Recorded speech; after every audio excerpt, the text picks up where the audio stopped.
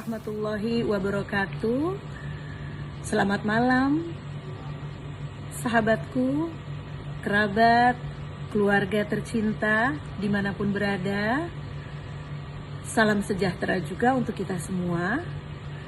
Berharap dan berdoa semoga kita semua selalu dalam keadaan sehat walafiat. Amin. Tentunya kita sama merasakan berada di keadaan yang memprihatinkan. Dalam keadaan situasi pandemi ini, kita tetap harus selalu optimis, happy, jangan cemas, banyak berdoa, jaga kesehatan, dan tawakal. Insya Allah itu yang terbaik untuk kita semua. Sayang-sayangku, malam ini saya atas nama keluarga ingin menyampaikan kepada semua, mungkin berita ini cukup akan mengejutkan untuk yang mungkin masih belum tahu sama sekali, tapi mungkin berita ini juga menjadi berita yang sudah mungkin dinanti-nanti. Ya, saya akan menyampaikan di sini. Alhamdulillah wa syukurillah. Hari ini, malam ini adalah malam ke-11 Umi Elvi yang saya cintai, yang kita semua cintai, kembali berada di rumah saya setelah hampir 19 hari ya, 19 hari dirawat di rumah sakit Pondok Indah Bintaro. Alhamdulillah, innalillahi wa inna ilaihi rajiun. Memang kemarin kita menghadapi ujian yang cukup mengejutkan untuk kita semua, yaitu Umi dinyatakan positif COVID. Dalam kesempatan ini saya bersyukur pertama-tama kepada Allah dan kepada semua yang sudah mendoakan kesehatan bagi Umi, hingga alhamdulillah Umi dan kita semua bisa melalui ujian ini dengan tetap bersabar, tabah menerima apa yang menjadi ketetapan Allah. Di kesempatan ini juga saya ingin menyampaikan mohon maaf kepada semuanya. Keputusan kami keluarga untuk tidak menyampaikan berita sakitnya Umi adalah semata karena kami tidak ingin menambah kepanikan terus terang. Pada saat itu kami semua sekeluarga amat sangat kaget dan cukup panik tentunya, karena memang sesungguhnya kami sekeluarga, Umi, 2 rumah, saya dan rumah Umi adalah insya Allah hamba-hambanya Allah, masyarakat yang juga mendukung dan mematuhi program pemerintah, dan kita tahu bahwa kita harus menjaga untuk tidak terlalu banyak keluar rumah. Itu yang kami lakukan, sehingga kami cukup kaget begitu ternyata Umi beberapa hari sakit. Kemudian pada saat itu karena anak saya Bella lebih duluan sakit dan dinyatakan oleh dokter tipes, jadi tadinya saya berpikir bahwa Umi tipes gitu. Terus Umi waktu itu malam minggu saya suruh besok Umi ke dokter ya, ke laboratorium. Tapi kemudian karena memang hari Minggu, akhirnya Umi nggak bisa untuk periksa lab. Saya takut Umi tipes karena sakitnya itu kalau yang Umi rasain kayak mual, terus agak ada demam.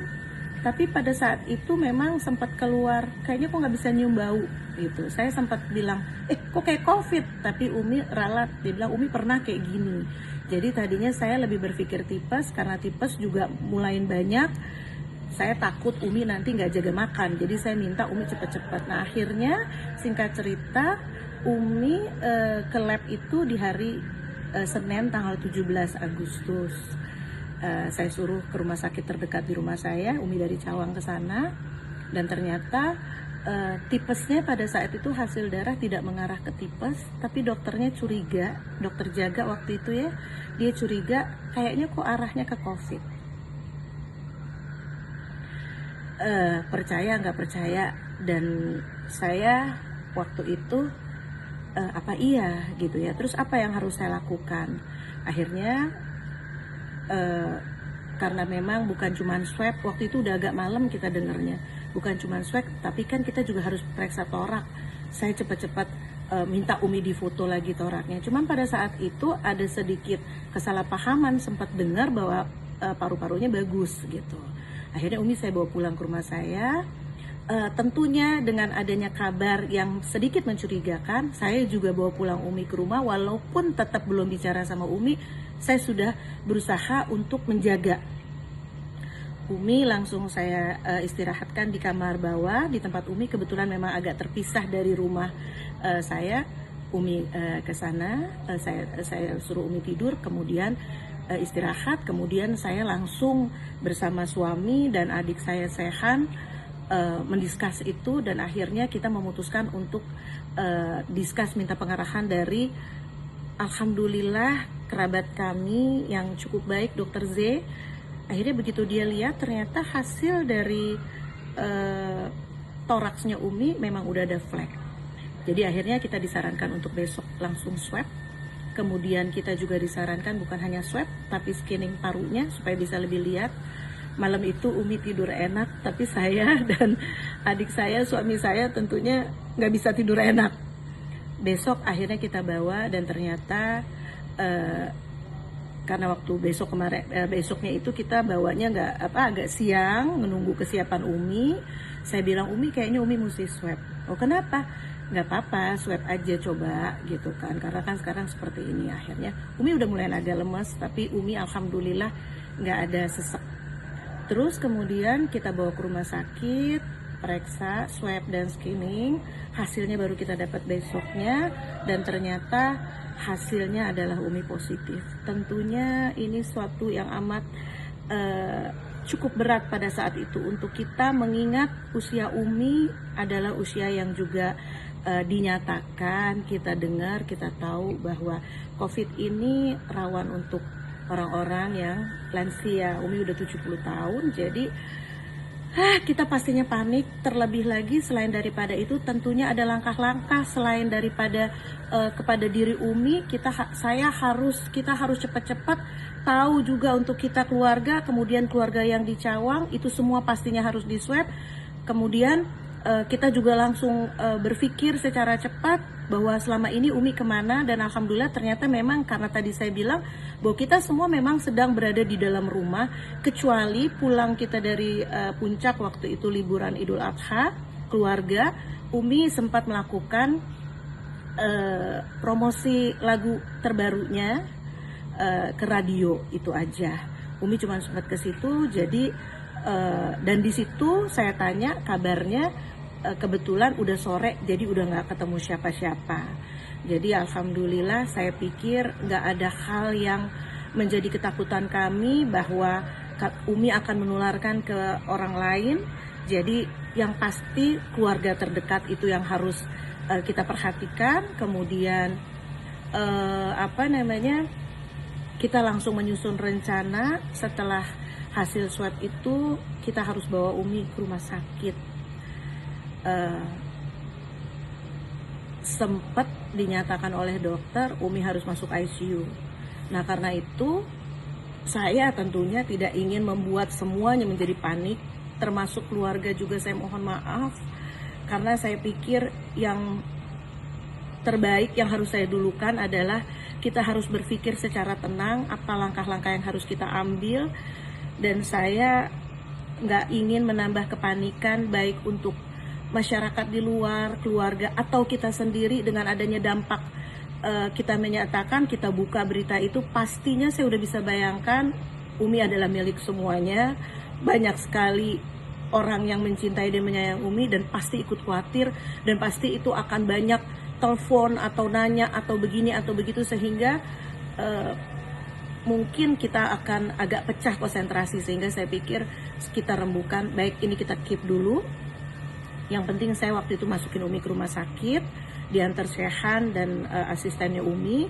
Malam itu udah cukup malam, Umi ke rumah sakit sudah atas instruksi dokter. Kita jadi udah komunikasi sama dokter, yaitu dokter Diah sebagai dokter ketua dari tim yang mau nangani Umi. Di kesempatan ini saya ucapkan terima kasih kepada dokter Diah dan tim dan juga para perawat semua yang sudah memperhatikan Umi dengan baik, melayani Umi dengan baik, menemani Umi. Juga ada dokter Fahmi, dokter Faisal, dan terutama dokter Z yang akhirnya habis itu bekerja keras untuk kita, karena setelah itu selanjutnya adalah saya swab sekeluarga dan alhamdulillah kami sekeluarga di Pejaten negatif. Ya, ceritanya panjang, nanti insya Allah 3 hari lagi Umi selesai menjalankan isolasi di rumah, di mana dokter menyarankan setelah dirawat 19 hari di rumah sakit, kepulangan Umi di rumah juga harus Umi taati dengan menjalankan isolasi lagi selama 14 hari. Alhamdulillah hari ini sudah berjalan 11 hari. Insya Allah mudah-mudahan setelah ini kita semua akan berkumpul sama Umi dan semuanya bisa lihat Umi bisa menjelaskan detailnya, bisa berbagi, bisa mungkin menceritakan apa yang dia rasakan. Jadi itu semua insya Allah akan kita sampaikan di pertemuan berikutnya. Di kesempatan ini sekali lagi saya mohon maaf, beribu-ribu maaf. Mudah-mudahan semua mengerti bahwa sama sekali bukan ingin menutup diri. Bukan maksud kami menutup ini karena hal-hal yang lain, tapi karena semata kami ingin lebih bisa berkonsentrasi dalam merawat Umi, bisa betul-betul memutuskan semuanya dengan lebih baik, dengan lebih tenang, karena memang pada saat itu kondisinya Umi, alhamdulillah wa syukurillah, Umi tidak mengalami sesak nafas, tapi sedikit lemes dan ternyata ada pengentalan darah. Itu aja yang bisa saya sampaikan. Nah, untuk semuanya, barangkali kalau boleh saya kembali mengingatkan bahwa ini nggak bisa kita anggap enteng, dan ini nggak bisa kita biarkan terus berlanjut keadaan seperti ini. Maka kesadaran dari kita semua itu amat sangat penting. Mari kita sama-sama memiliki kesadaran yang tinggi. Kita semua pasti ingin cepat keluar dari masalah ini, dan cara yang paling jitu adalah dengan membatasi keluar rumah, menjaga jarak, memakai masker. Saya pun di rumah sekarang ini dengan kejadian ini semuanya harus memakai masker, karena kita tahu yang sekarang terjadi, yang sekarang terbanyak adalah OTG, orang tanpa gejala. Jadi jangan pernah berpikir kelihatannya sehat terus kemudian kita melupakan protokol kesehatan. Jangan pernah seperti itu. Apapun ceritanya, tetap di hati kita pasti selalu saling cinta. Kita tidak salaman sekarang, tidak berjabat tangan, bukan berarti hilang rasa hormat, bukan berarti hilang kasih sayang. Tidak, kita menjaga jarak pun seperti itu, bukan karena itu, tapi keadaan yang sedang membuat kita seperti ini, dan itu yang memang harus kita ikuti untuk memutus rantai penyebaran virus ini.